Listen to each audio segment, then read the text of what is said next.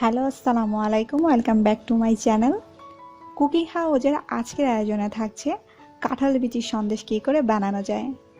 তাহলে চলুন দেখে নিই কাঁঠাল বিচির সন্দেশ বানাতে কি কি উপকরণ লাগছে।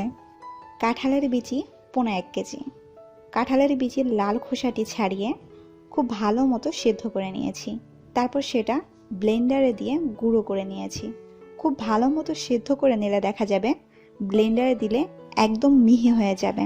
আপনারা চাইলে পাটাতেও বেটে নিতে পারেন। চিনি 1 কাপ, সুজি 1/4 কাপ, দুধ 1/3 কাপ, এলাচ পাউডার 8 থেকে 10টি এলাচের বিচি ভালো মতো ভেজে নিয়ে গুঁড়ো করে নিয়েছি, লবণ পরিমাণ মতো, ঘি 2 চামচ, দিয়ে দিলাম 1 টেবিল চামচ ঘি। তারপর দিয়ে দিলাম 1/4 কাপ সুজি। মৃদু জালে 5 মিনিটের মতো সুজিটি ভেজে নেব।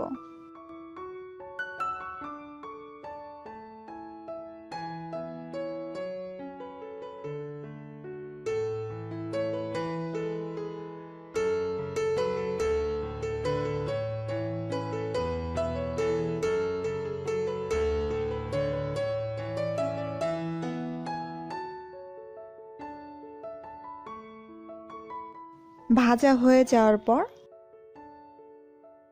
ভেজে নেওয়া সুজি সেদ্ধ করা কাঁঠালের বীজের মধ্যে দিয়ে দিলাম।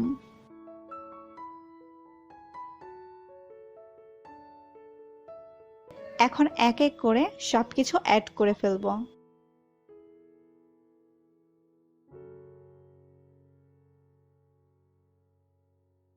ওয়ান 3 কাপ দিয়ে দিলাম গুঁড়ো দুধ। আপনারা যে কোনো ভালো ব্র্যান্ডের গুঁড়ো দুধ দিতে পারেন। চিনি দিয়ে দিলাম 1/4 কাপ। তারপর খুব ভালো মতো মিক্স করে ফেলতে হবে।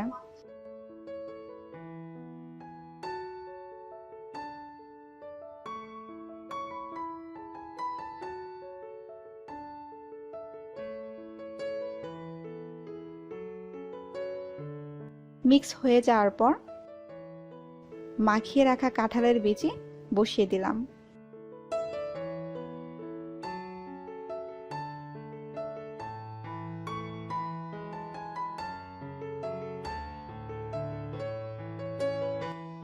হাফ কাপের মতো পানি দিয়ে দিব। পানি দিয়ে কিছুক্ষণ নাড়তে থাকবো।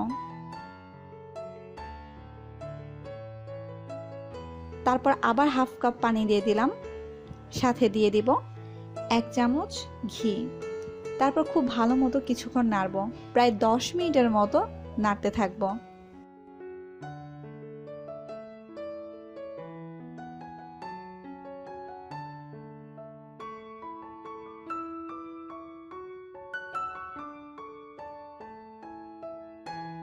পানিটা শুকিয়ে যাবে হালকা, তখন আমি এতে দিয়ে দিয়েছি এলাচ পাউডার।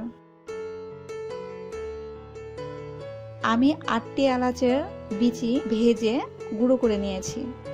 আপনারা দেখতেই পাচ্ছেন একদম আঠা আঠা হয়ে গিয়েছে। দেখলেই বোঝা যাবে যে পানিটি একদম শুকিয়ে গিয়েছে। যখন পানিটা একদম শুকিয়ে যাবে, এরকম আঠালো হয়ে যাবে, তখনই নামিয়ে ফেলবো।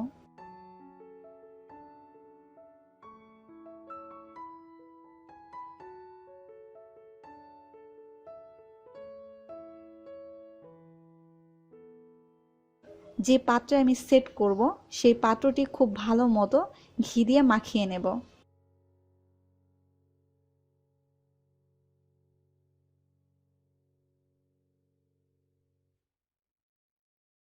তারপর এতে আমি দিয়ে দিয়েছি রান্না করা কাঁঠালের বীজ। প্রায় 2 ঘন্টার মতো ফ্রিজে আমি রেখে দেব। ফ্রিজে রেখে দিলে খুব সুন্দরভাবে সেট হয়ে যাবে এবং শক্তও হয়ে যাবে। আপনারা একটু টাইম নিয়ে ফ্রিজে রাখবেন, চাইলে 3 ঘন্টাও রাখতে পারেন বা আপনাদের যতটুকু ইচ্ছা মনে হবে। প্রায় 2 ঘন্টা ফ্রিজে রাখার পর কেটে নিয়েছি। আপনারা দেখতেই পাচ্ছেন খুব সুন্দরভাবে সেট হয়ে আছে এবং খুব শক্তও হয়েছে। আপনারা অবশ্যই বাসায় ট্রাই করে দেখবেন আর আমাকে কমেন্টস করে জানাবেন কেমন হয়েছে। আজ এখানেই শেষ করছি। আমার পরবর্তী এপিসোড দেখার জন্য আমন্ত্রণ রইল। আর আপনি যদি হয়ে থাকেন আমার চ্যানেলে নতুন দর্শক, তাহলে অবশ্যই আমার চ্যানেলটি সাবস্ক্রাইব করে দিবেন আর আপনার ফ্রেন্ডদের সাথে শেয়ার করে ফেলবেন। আজ এখানেই শেষ করছি। আল্লাহ হাফেজ।